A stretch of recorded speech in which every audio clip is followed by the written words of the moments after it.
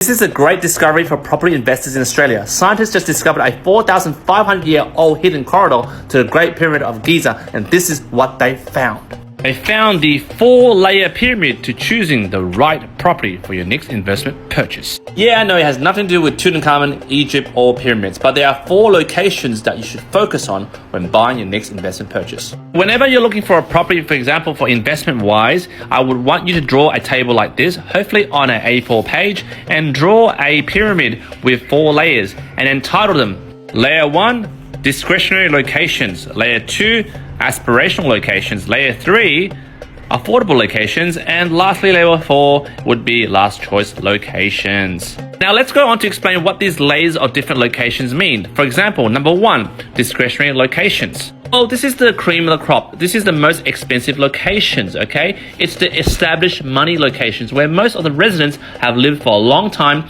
and where many residents have paid off their home loans and their property ages ago. To give you examples of location, for example, Victoria, Toorak, Brighton, Kew, or Queensland, New Farm, or New South Wales, Darling Point or Bellevue Hill. Now, I know what you poor folks are thinking. Q, we can't get into the cream of the crop. That's fine. Do the exercise. At least you know your different layers of locations. For example, the cream of the crop, which is the discretionary locations, this is where the rich live. This is scarcity areas, right? This is where the rich get richer. And the next second layer is the aspirational locations. And do jot this down. For example, this is where the upper middle class lives. For example, in Victoria, you have Bentley, Elwood, New South Wales, you have Paddington, Mossman, Newtown, for example, and Queensland is like Camp Hill or The Grange.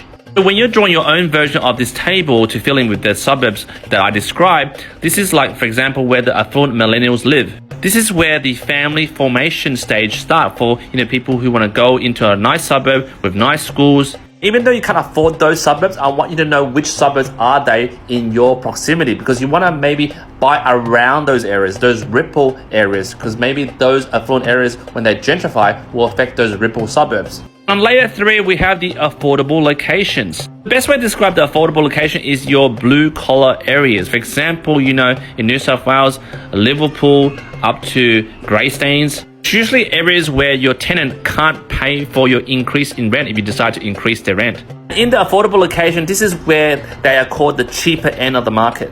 It's very important you don't get confused with the suburbs in the affordable location to suburbs in the aspirational locations. The last layer of this exercise is put in your last choice locations. This is usually areas with a lower income demographic, and it's very hard to pinpoint those areas without, upsetting people. You should know these areas, right? Fucking whoop whoop like Mount Druitt.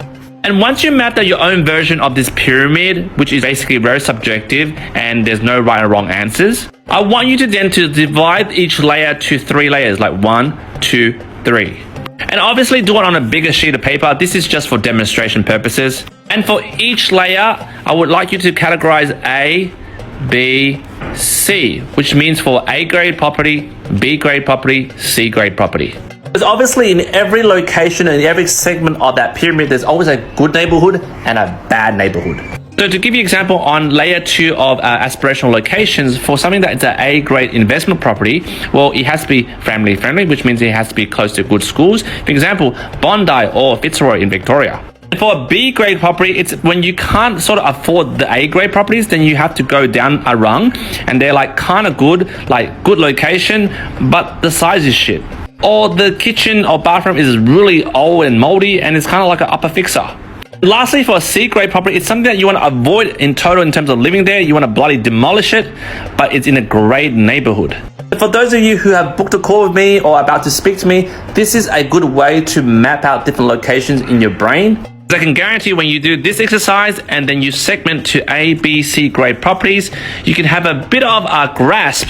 What is a good location and a bad location, subjective to your own opinions and criteria. So guys, that is the 4-layer pyramid secret that's found in Giza. Obviously not true. I just said it just to gain your attention. Jump in the comments, let me know what you think.